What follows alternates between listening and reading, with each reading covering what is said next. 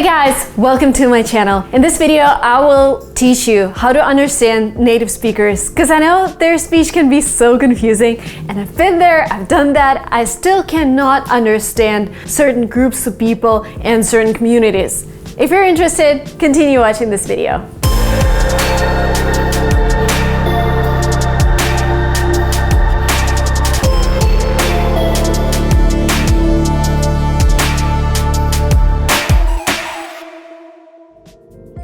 Before I get into the topic, I have a special announcement for you.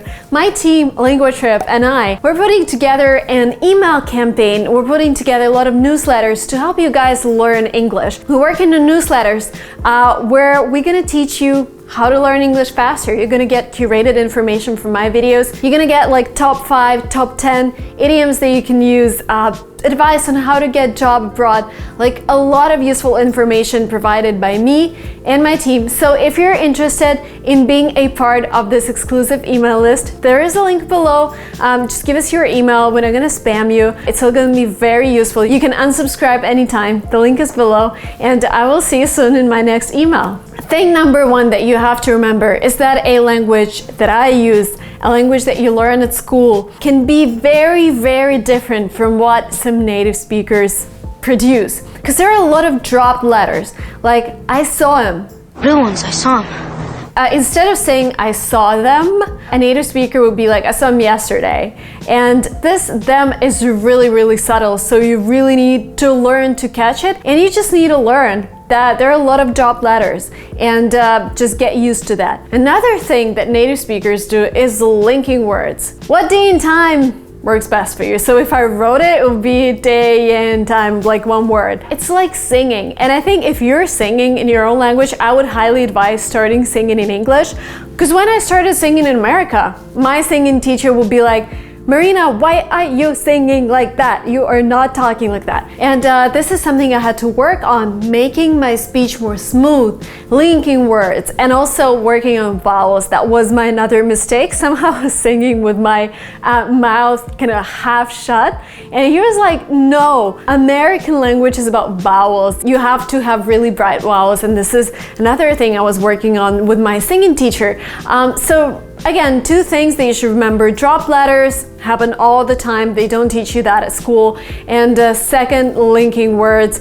You can practice that through singing. Next tip, number 2, how you can practice. Even if you don't sing, listen to any song that you like, open the lyrics and try to sing along. And you will notice so many weird things. Like another thing my singing teacher told me is that for a lot of Americans, it's easier to pronounce what instead of what. Just because when you're breathing out on the first letter, it makes it somehow easier to pronounce or whatever. So sometimes you will hear people saying what or where, like where.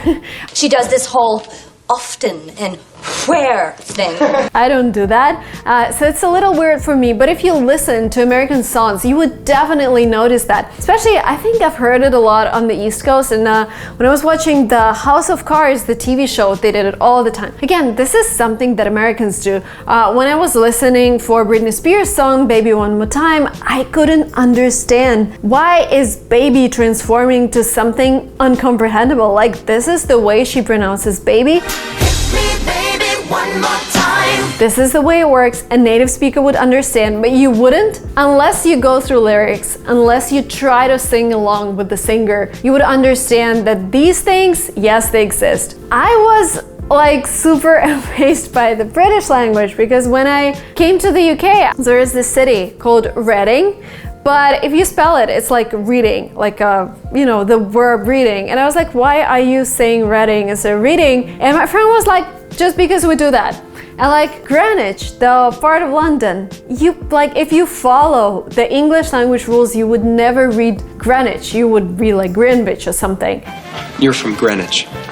North Greenwich. But this is totally wrong. Again, this is what native speakers do. The word is written in some way, there's a rule how to read it, but when you read it, you don't follow any rules. And this is again something you learn with practice. And you're like probably really overwhelmed now, and you're like, Marina, is there a limit on the things that I should know? There is actually a limit. So a native speaker on average uses from 1,000 to 5,000 words in his speech. There are 2,000 to 3,000 words that are used widely, and if you know 2,000 or 3,000 words, those words in English, you probably won't have any difficulties understanding a native speaker from the vocabulary point of view, because sometimes, you know, the speech is so complicated, you don't understand every third word, and this has nothing to do with your listening skills, it only has to do with your vocabulary. So if you're at the stage where you're like listening to my video and you're like, I cannot understand every fifth word of what she's saying, I would recommend focusing on your vocabulary. If your problem right now is actually understanding the way I pronounce words, or the way native speakers pronounce words, or the way they link words together,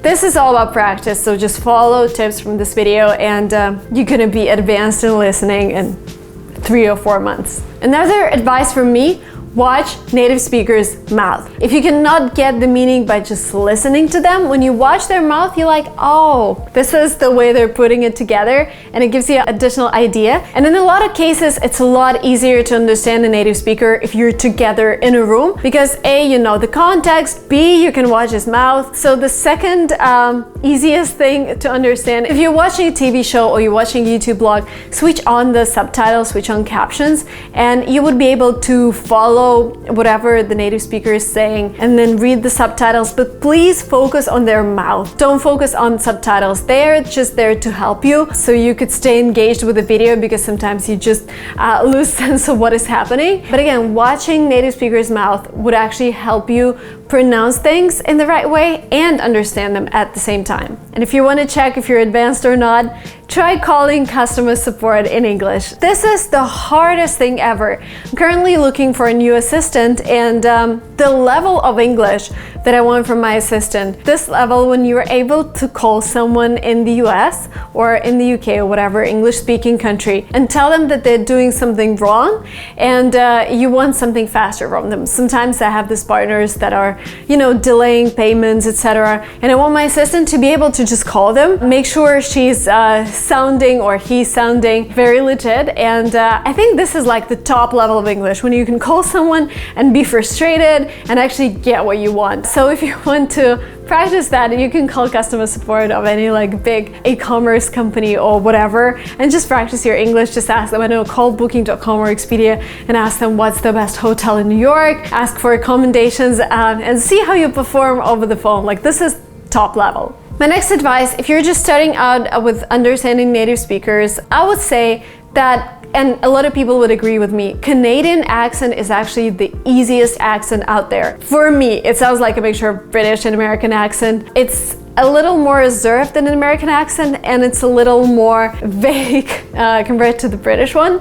So I would start with Canadian accent if you're really struggling to understand people. I started with a British accent and it was a nightmare. I was 14 years old. I was like, if this happens in every single language, then I'm screwed. Like, how am I gonna speak German? But with German, it was like pretty clear. There were no big differences between accents, and I was pretty cool with German. But with English, you know, if you start in America, it's easier. If you start in Canada, it's easier. If you start with the British accent, might be a little tricky. So choose something that's easier for you, that works for you at this level. And my last tip is that if you are still struggling to understand people, try and avoid big groups of native speakers, because this is where it gets really confusing. Because when native speakers are in their own environment, they forget that you're a non-native speaker.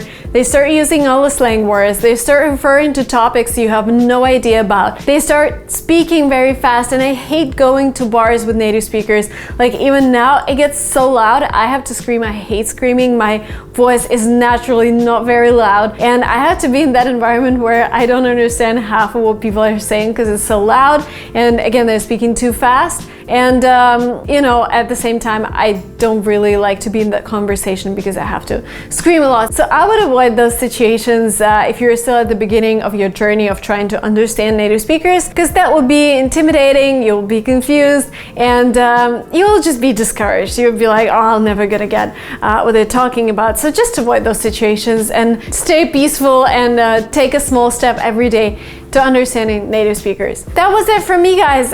If you're not yet subscribed to this channel, hit subscribe. If you enjoyed this content, like this video, and let me know Do you understand me when I'm talking? I tried talking not too fast in this video, but sometimes I speed up. Let me know if this speed works for you. Looking forward to seeing you the next week. Bye bye.